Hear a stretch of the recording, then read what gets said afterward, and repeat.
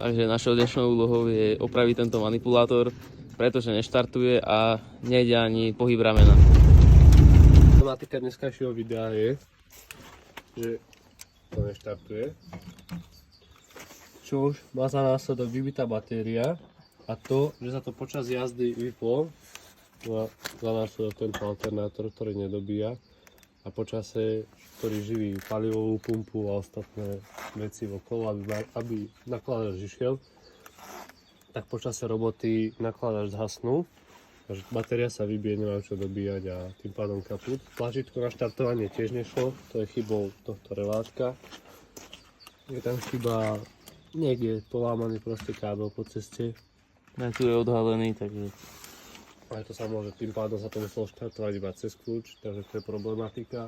Tu sa ešte rieši to, že sa rameno prestalo zdvíhať a to môžeme vidieť tu, čo nám živí pilotný tlač a to cievka.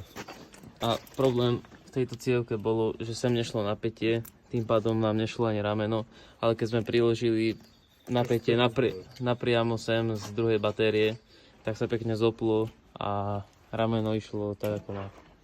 Dôvodom, prečo nešlo napätie do ovládacej cievky, bola táto riadiaca jednotka, v ktorej boli odituté diódy, a teda oprava nespočívala iba vo výmene poistiek, ale aj v oprave tejto jednotky.